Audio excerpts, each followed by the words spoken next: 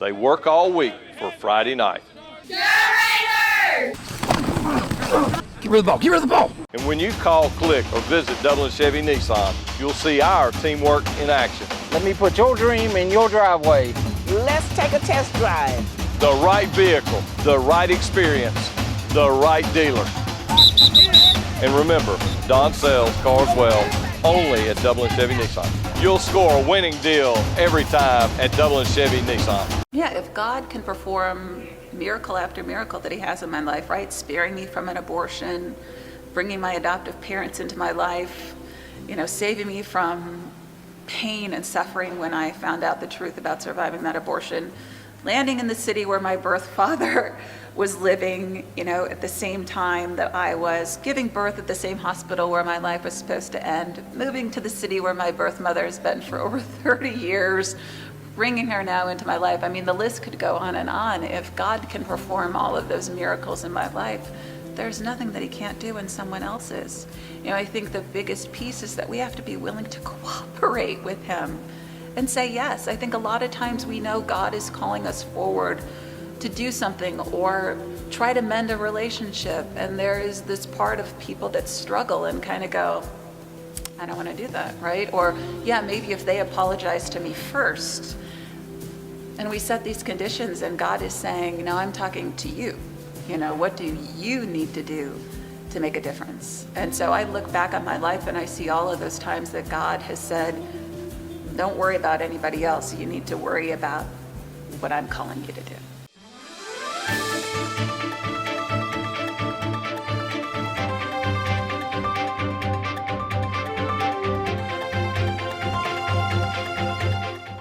Welcome everybody. I'm glad to have with me today another dear friend, Christina Colter, and on the part one of this series we're doing on ABC Women's Clinic and abortion in general.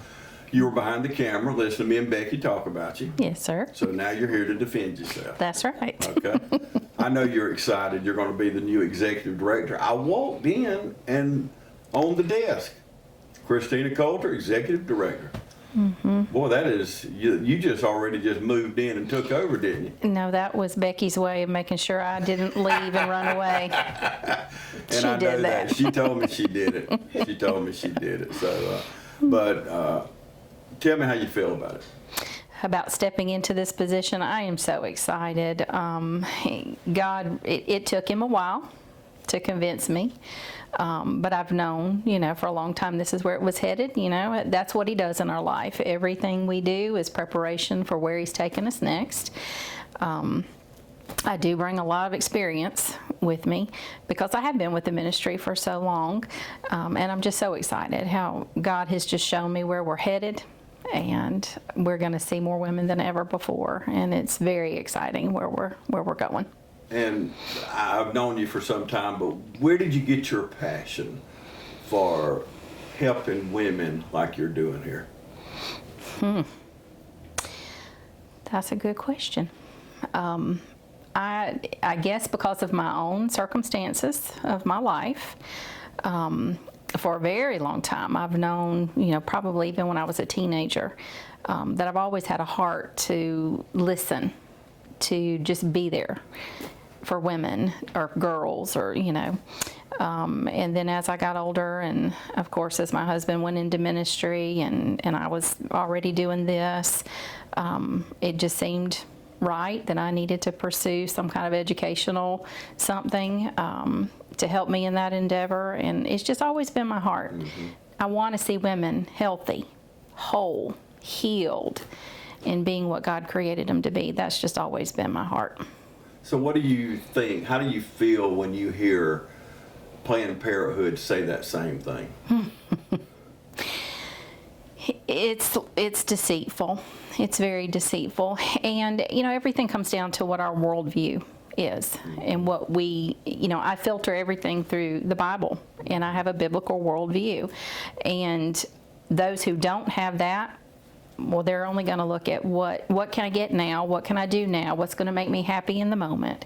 And people live their lives so much based on feelings, and feelings are fickle and they change in just a second, and that's not going to sustain anyone through hard times. And that's what Planned Parenthood does. They play on people's feelings and emotions when they say the things that they say, that we can make this go away quickly and you can get on with your life and everything will be good, and that's just not the case. Yeah.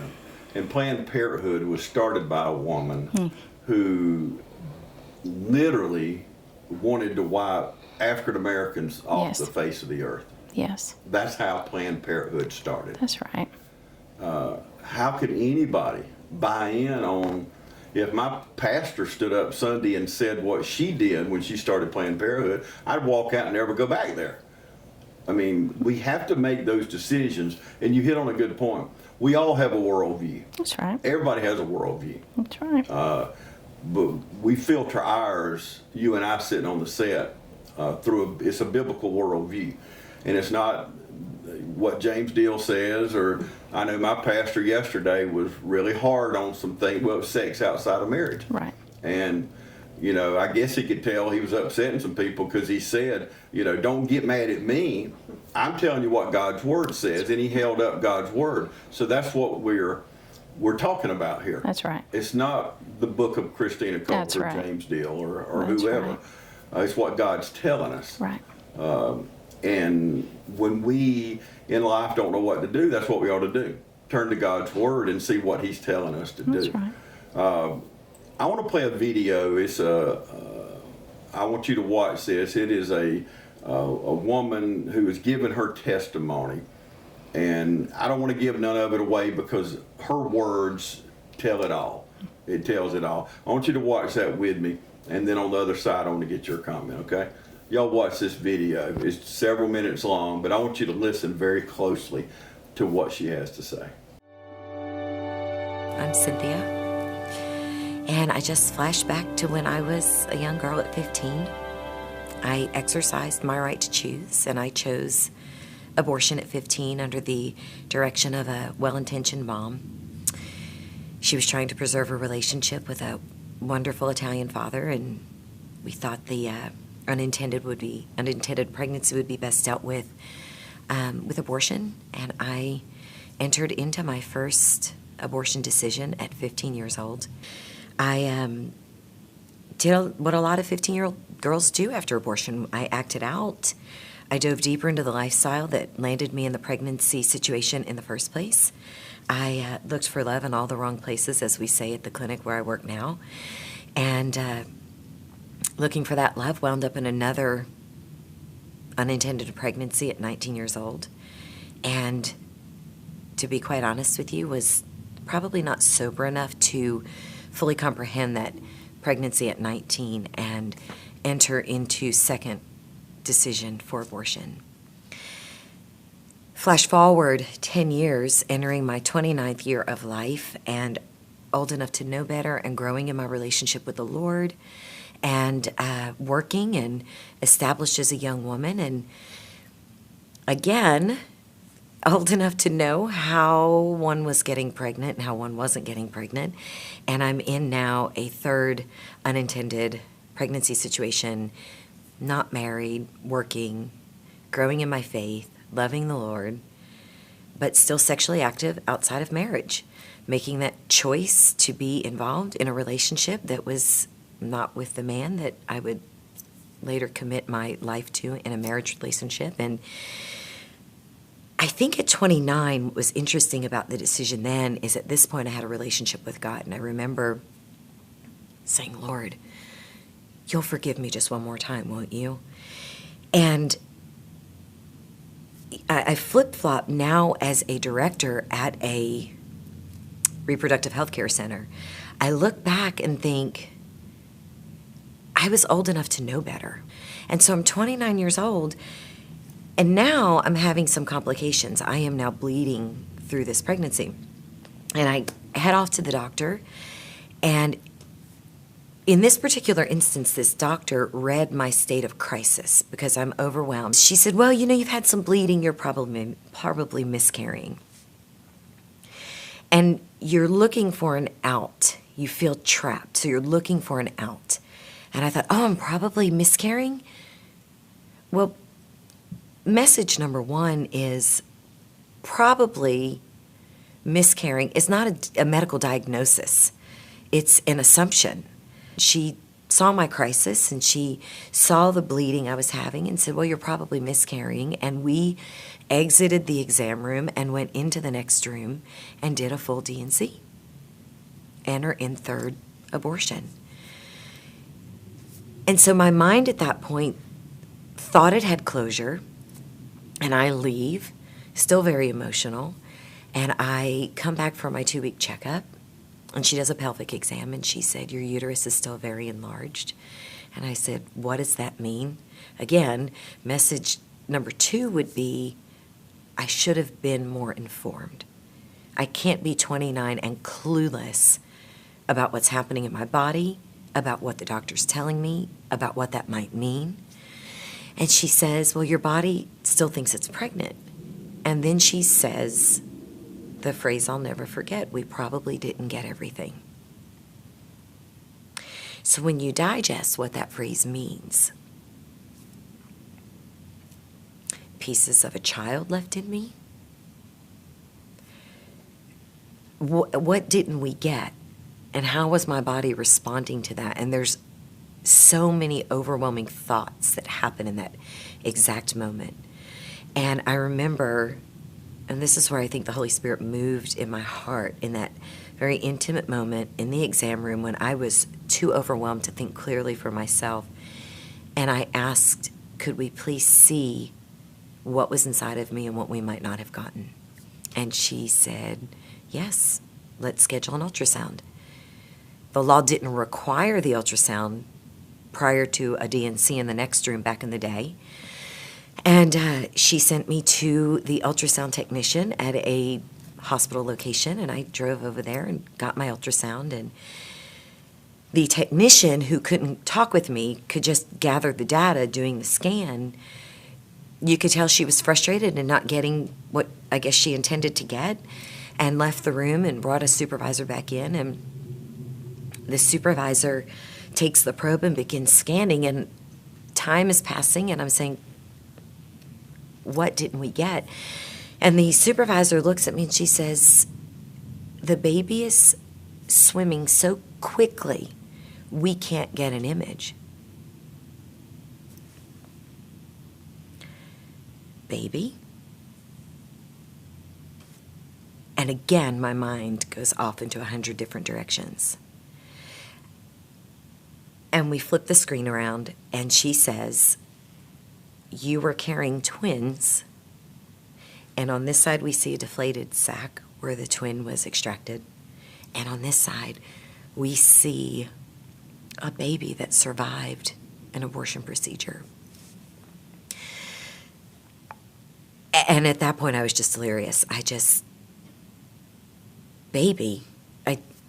I'm processing in my mind how I had just had a D&C, which of course is an abortion procedure, and how a child could survive that. And then the guilt of how did I not know I was carrying twins, and why wasn't that information given to me? My little swimmer just entered into his freshman year at college. His name is Roman.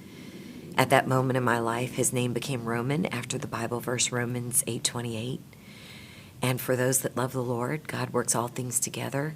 For those that have faith and just look to him. And at that point, I knew that was a miracle or a child that was meant to be. And I was given the choice.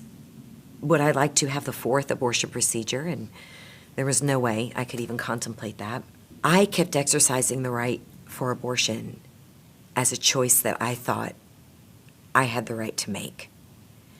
And God lovingly interceded in my life and said, let me show you what was in there. Let me show you what we didn't get. And what we didn't get is a son that I preserved from a termination procedure. And when that child came out, and that child was premature and 4 pounds, 9 ounces, and stayed in the hospital 25 days. And I remember looking at that child thinking, I can't hold that baby. I can't hold that baby. And I didn't hold my son the whole first week he was born. And I didn't feel worthy. I had terminated his twin. And how about when Roman grew up and said, did you not want me, Mom? And I had to say, you're the best gift God ever gave me. Because I had no other explanation. And he's now in college, and God has directed my path. I remember in December, after I had taken my role at the Reproductive Health Care Center, the pregnancy medical clinic that I run now, I'm the CEO there now, and I remember in December of that year, drawing closer in my relationship to God, now speaking to women who were in my exact situation multiple times and being able to say, I've been in your shoes, I've walked where you've walked. Let me share with you, slow down. You may not need that abortion. And snap forward to 30 years down the line, looking back, what decision can you live with? Because I've had to live with one, knowing a child, 3 children are in heaven, but a child survived an abortion procedure, and God gave me a tangible piece of himself in Roman. But when I got angry with God in December, because God is sovereign, and I thought, Lord, did you know I would make those abortion decisions? And all that was impressed upon my heart was that not only did that child survive the womb, not only did I choose the name Roman because of the miracle that that child is, God then showed me very clearly that God could see my life down the line and how he would use my life to further his cause for life, and that my life would be a banner of love and his healing and what it could bring, and that my life would be an offering to say to women making a pregnancy decision that God's got this. And if you just slow down and take a deep breath, God's got this. Look back in 30 years and look back at life. Look back at a wise adoption plan if you need to. But don't look back at regret, at an irreversible decision that you can never take back. Okay. You hear what Cynthia has to say. It's basically a miracle abortion. It's a miracle baby after a failed abortion. You heard what she said.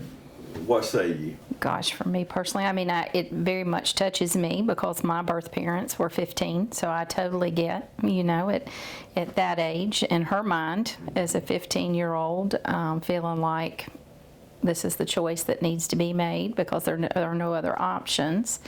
But it's just so typical, really, of the women that we see, her mindset. And it's kind of funny to me that I exercised my right to choose, is what she says. And I think that's another lie that Planned Parenthood has done a very good job of planting in women's heads, because it's very deceitful. It's, and again, based on feelings, because I don't know of any woman. As Becky had shared earlier, I will have been in this kind of ministry for 20 years, and over all these years and the women that I've talked to, no one has ever come back and said, oh, best choice I ever made, It wasn't about, it was my choice. It's very deceitful, but it's a powerful testimony, and what a powerful message about how God can take the mistakes and the bad choices, and he can use it for good in our life if we give it to him and we allow him. Well, we're going to take a break and come back. We got more to talk about. Stay with us. I'm Brad Grimes, and we invite you to join the winning team at the City of Dublin Natural Gas. And we'll give you a free 40-gallon hot water heater. Or a $400 rebate on a tankless hot water heater. Get a $200 rebate on the natural gas furnace. How about 0% financing for 60 months? Plus, we'll make it easier and add it to your bill. Take advantage of this incredible offer today. With natural gas, you'll never run out of gas again. Natural gas is dependable. Natural gas is half the price of electricity and half of the price of propane. So stop wasting money today. And call the City of Dublin Natural Gas today. At 277-5048. That's 277-5048. Join the winning team at the City of Dublin Natural Gas. Did you ever think, like what's going on in Virginia, did you ever think we would make it to a day? We've had abortion since 1973. Well, we had it before then, but it was legal in 73, according to those 9 men in robes. And I only hope and pray, I've said this many times off the air, I hope and pray that they repented of what they did before they died. Because, 9 men in robes, it's not even elected. That's right. At least in Texas, that law, those legislators and that governor were elected by the people. That's right. So they stand on the shoulders of the people that elected them. And we know in a state like Texas or Georgia or Alabama, Mississippi, Mississippi got some strong laws they've just recently passed. And it's coming to it's coming to the more conservative states. There's no doubt. Right. It's headed that way. But what do you say to women that may be watching now or not, but they've had an abortion? What does God say about that? We know is wrong, but what would you say to that woman? She's saying, well, I've already had the abortion. God's never going to forgive me. Oh goodness, and this is a question. I mean, I've done this. I've, with getting to talk to many women over the years, and this has been said, and so many women are walking in shame and guilt 20, 30 years after an abortion, feeling this way. And the truth of God's word is, just like you and Becky talked about earlier, sin is sin. We want to rate sin on some kind of scale as humans and say this is worse than this, but in God's eyes, it's all sin, And He says the only sin that He won't forgive is us not accepting His Son. And so, yes, abortion is forgivable, and what an honor it has been for me to be able to sit across from women all these years and be able to say, no, that is not what His Word says. Let me show you who God is, and let me show you how He really sees you and how He feels about you, and helping women to see it in the context of it's not just this sin, it's who we are, period, that need Him, period. Because of our humanness. None of us are ever going to get it right. No. And so I think helping women to understand that don't make it about this one choice. It's a much bigger picture. And you got to look at it through God's eyes and how He sees you. We can never be good enough. No. We're not good anyway. The Bible says only God is good. That's right. We know that.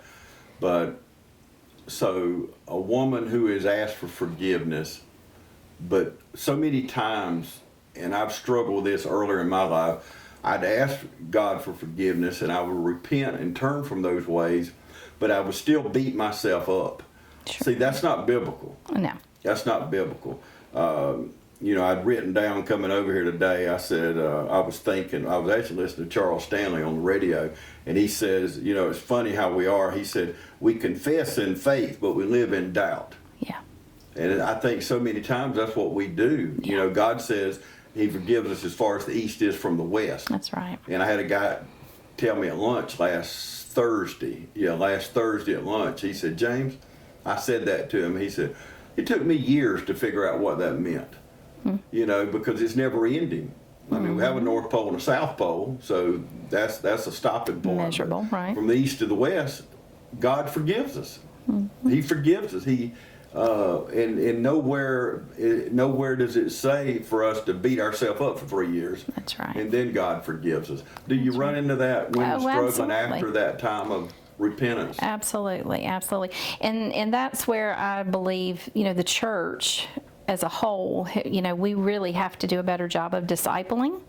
I think that you have so many Christians who walk around defeated because of this very thing we're talking about, because they're not renewing their mind daily in the Word. They're not understanding those promises. They're, for the most part, they're these Christians who show up on Sunday morning and listen to the message. I've checked the box. I'm good for the week.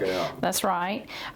There's no real relationship with Jesus. And because if you have a daily walk with the Lord and you're renewing your mind, He's going to be telling you, hey, it's about me. It's not about you. It's not about what you've done. And then you're not going to walk in defeat. But I think it goes back to discipleship. We have to do a better job as the church, discipling people and helping them understand, this is what a walk with the Lord looks like.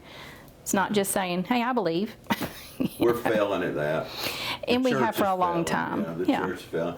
Because so many times, the pastors say that here's the sinner's prayer, repeat after me, pat them on the back, see you later, and praying that repentance prayer is not being, you're not being saved.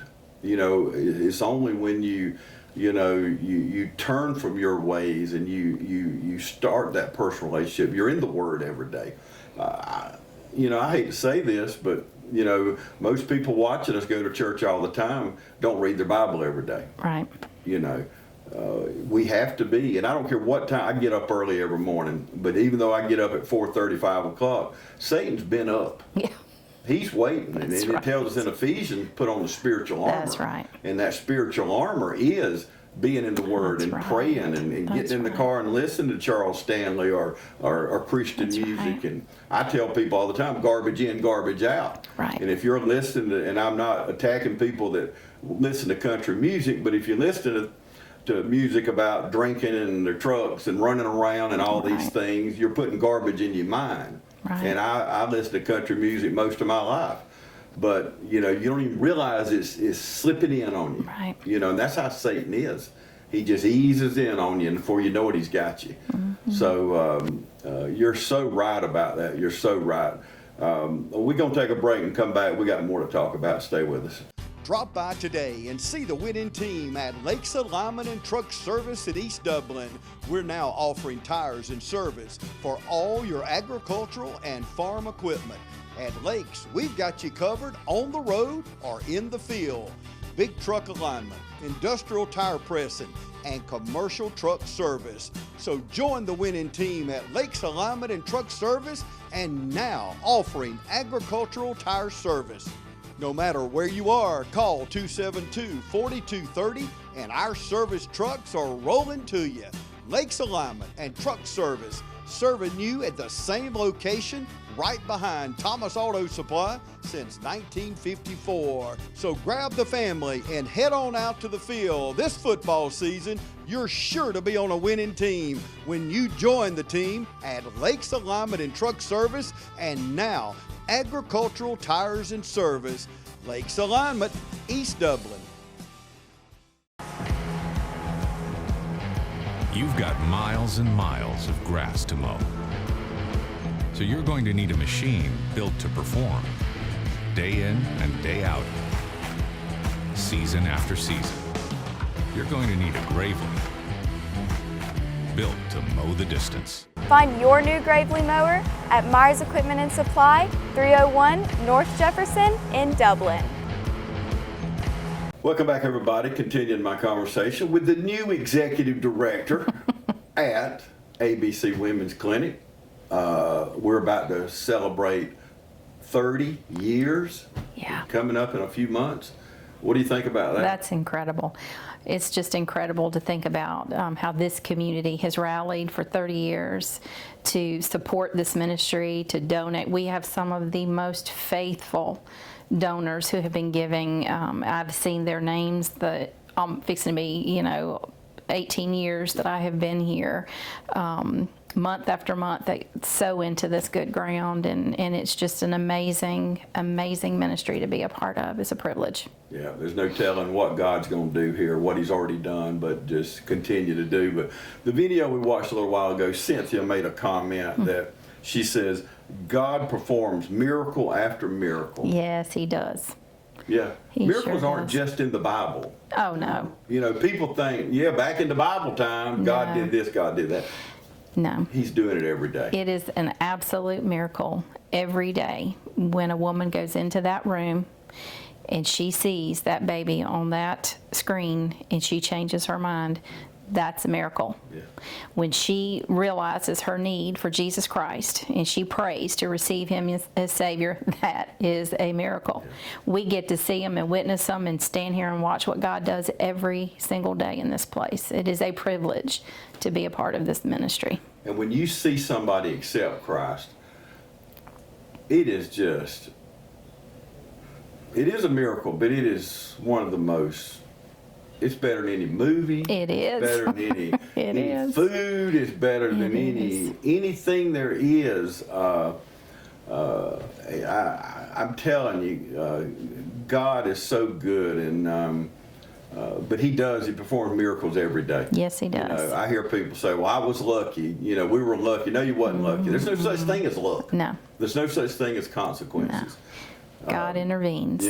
Yeah, but He's still in the miracle business. Yes, He does. And I'm telling you, and we've seen it here, because ABC Women's Clinic is a miracle to be here 30 years. Yes. Because there was years that, and I know, there was years y'all didn't know if you were going to make it. That's right. We were homeless for a while. Yeah. The money wasn't coming in, but yeah. When and I hate to say when the chips are down, but when it's down to the wire, God's going to answer that prayer when it's time. That's right. And He's going to take care of things in His own time. That's right. Sometimes He asks you to step into the furnace. Yeah. And that's when He's going to show you it's so all about me. Yeah. It's all about Him. He wants us to know it's all about Him. Yeah. So. Yeah, I have a homeless man that I'd found months ago living in his car, and he was eat up with cancer. Mm-hmm. And when we got him to the doctor to see him, they wanted to call hospice in, and I just wouldn't take no for an answer. And so we got him help. We got him on chemo, and went to the doctor last Wednesday to do a CT. Now this tumor was the size of a football. It's down to the size of a golf ball. It has reduced 80%. And I can hear y'all applauding at your home now. God is good. See, that is a miracle. Yep. That is a miracle. Now, a lot of people would say, boy, that chemo is good stuff. No. God gave us the chemo. You got to realize these things. That's you know, right. God allowed whoever that man that invented it the knowledge to come up with that. That's it's right. all God. It's all Every God. bit of it. But the day this man, it's been 3 or 4 months ago, but the day he accepted Christ, and see, here's what people don't understand. Sometimes we don't get to see that part. That's right. You know, sometimes we're watering and we planting, and sometimes we get to reap. That's right. But that afternoon after this man accepted Christ, and I'm going to say his name because I am so proud to call him my friend, but Robert Drew, the former fire chief here in the city of Dublin, he tried for years to get this man in church. Couldn't do it. He shared Christ with him. And I'm telling y'all this to tell you, don't ever get up. You heard me say with Becky, pray past the natural. That's right. You know, you can't pray 3 or 4 days, 3 or 4 months, 3 or 4 years. You got to pray past the natural. And Robert Drew did that. And I called Robert that afternoon. I said, Robert, I want you to know, Jeffrey accepted Christ today, and it's all because of you. Oh. And it is. I believe that. I mean, it's God doing That's it. Right. But That's it was all Robert's prayers and trying to get him to church, and he tried all these things. But I tell you this, don't ever give up. That's right. Whether it's ABC Women's Clinic, That's City right. of Hope, you're trying to get somebody saved. I'm praying for people now. That's right. That for them to be saved. I may not ever see it, but I sure hope I see them in heaven and they That's come up and say, James, you prayed all that time. That's right. You know, and here I am. So That's right. we just can't give up. That's right. And I know you're going to carry that in with you to 2022. It don't even sound right to say that. I almost said 21. But we can never give up. That's right. Never give up. I saw a church sign recently said, fall down 7 times, get up 8. That's right. And that's what we got to do. You know, it's not that. Well, I believe the word says, and after having done all, we stand. Yeah, absolutely. I want to share some things with you and get your thoughts on it. I've got a survey here of what women are saying. First of all, 1 week after having an abortion. These women in this study say 1 week after they had the abortion, they say, I felt regret, sadness, and anger that I aborted my pregnancy. Yeah. Does that line up with what you hear? Absolutely, absolutely. Now, unfortunately, for us, because we do have a very good follow-up system, our nurse is going to get in touch with those women after they've done a sonogram within a day or so from after they've had that sonogram, touch base with them, and then she's going to get in touch with them again in a couple of weeks after that. I mean, we try to stay in touch with them, just, you know, in case there's anything else we can do, any other questions we can answer. Now, when we find out that a woman has terminated her pregnancy, for a lot of women, immediately there's this sense of relief. My problem is gone, and this is within the first probably few hours, first day or so, and then we're not ever really usually able to get back in touch with them. Like Becky said, they'll either hang up. When they start feeling those things, they're not going to talk to us at that point. And of course, now we always, you know, our nurse is so good to make sure she tells them, listen, we've got a counselor here. She's happy to talk with you. She always tries to get them to talk to me before they leave. But certainly if she finds out that they've terminated, she lets them know I'm available. Sadly, we've never had, in the time I've been here, women who have terminated and come back that quickly. The ones I have been able to counsel have been 20, 30 years ago that they terminated. So they carry this for a very long time, which is very sad. Yeah. So you can't get an abortion in Dublin. No. So women have to drive 100 miles, many miles. 50. Okay, really? Only 50 miles? That's terrible. It's sad. Yeah. It makes me sad. Yes, it makes us sad. Yeah. How do you deal with that?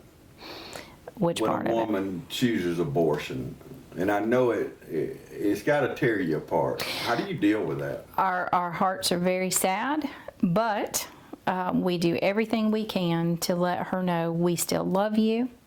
We're still here for you. No matter what choice you make, we want to continue to be a resource for them in the future if they find themselves pregnant again. If they decide they want counseling, we want to continue a relationship with them and help and still, because we try very hard for every woman who comes in here, regardless of what her mindset is coming in, to let her know she is so important to God and she is so important to us, and we try to make her feel that every step of the process. So we still want to maintain that relationship because she is a created being, and God loves her very much. And y'all love her.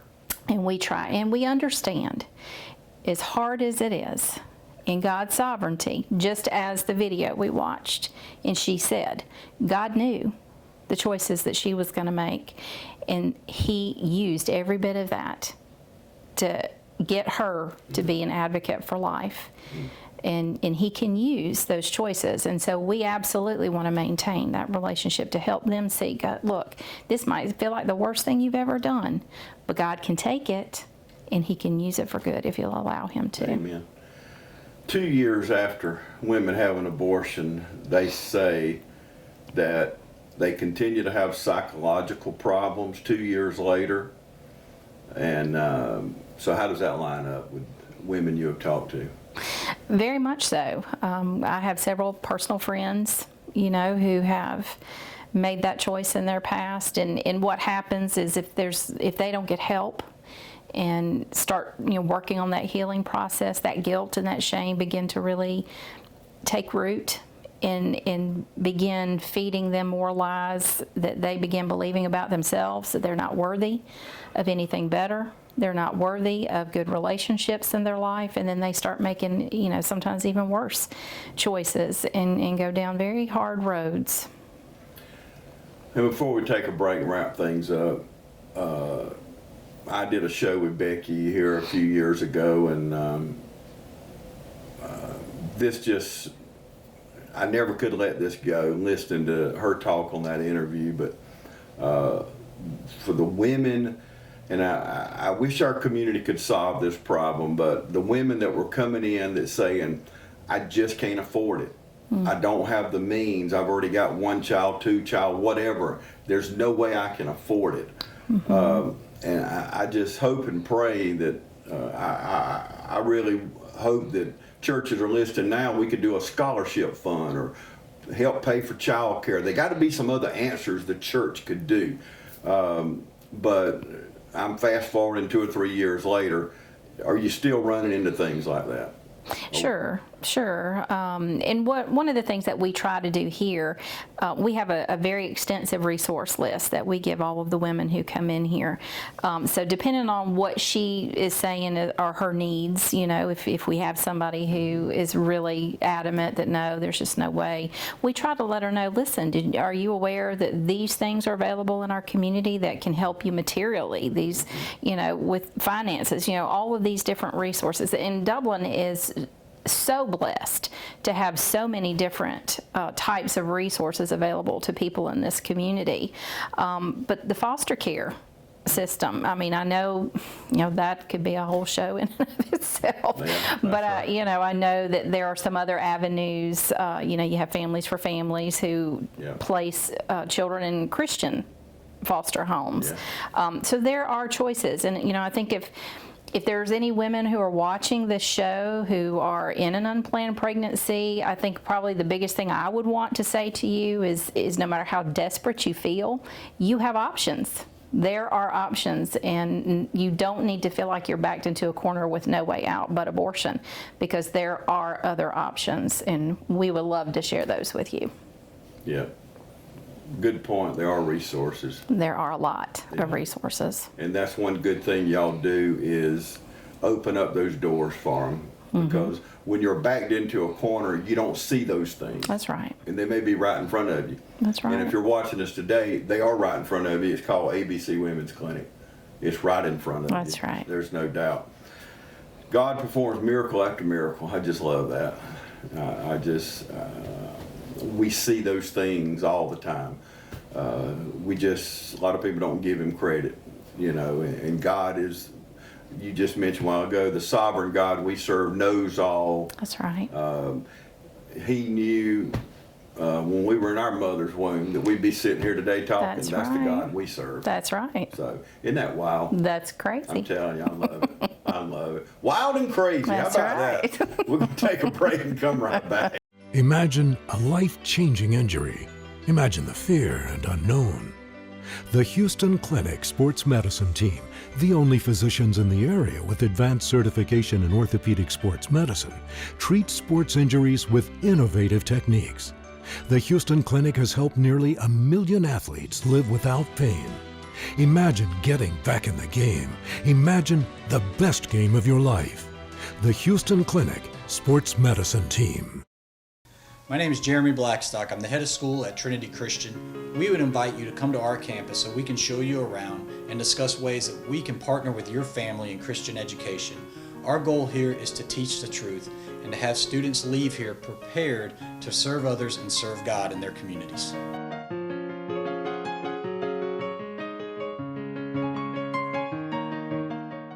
Welcome back, everybody. We're going to wrap things up. This has been a two-part series. I got to talk to Becky Wood first. She is on her way kind of out. She's not going anywhere, but she's stepping down from executive director, and you are slowly moving in. I got to give it to y'all. This is how you do transitions. Yeah. Most companies don't have a good transition plan, even if they got one, but the fact that y'all have worked together all this time, plus you've worked through this transition, it's made it a lot smoother, hasn't it? Absolutely, absolutely. And another miracle. Really. Yes. God, when you do it His way, it is good and it is smooth. Amen. Amen. That's right. Okay. What we got coming up in October? So October is our annual fundraiser. For most of you who are familiar with us, you know every year we do an annual banquet here in Dublin.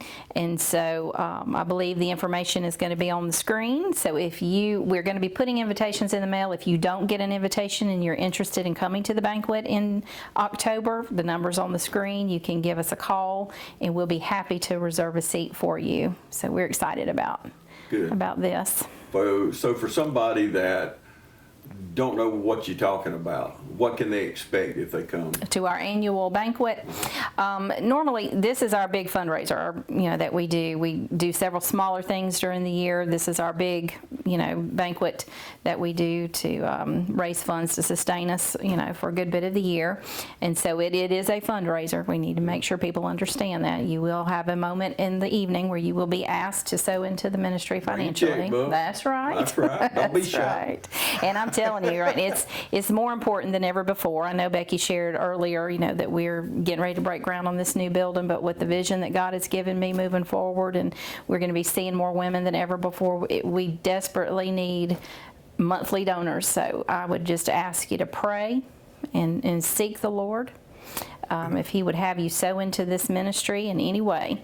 But Becky and I are going to be sharing. This banquet will be a little different than in years past. We're not having an actual speaker. But Becky and I are going to be sharing about where we're at in the ministry and where we're headed in the ministry.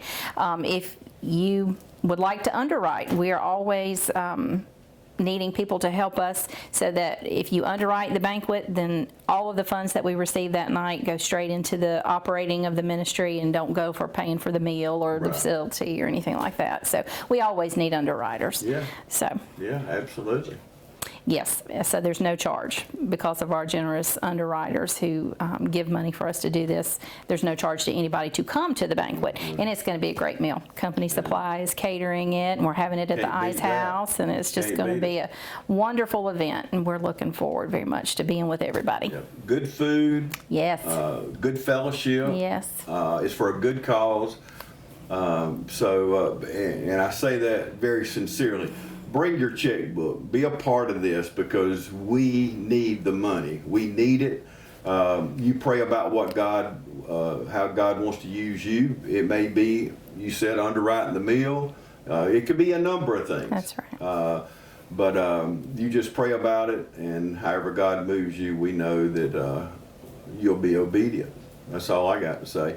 But right. I want to end with praise God for ABC Women's Clinic. That's all I can say. Well, 42 souls so far this year that have come to know Jesus. And I mean, I don't know what better return on your investment you could ask for.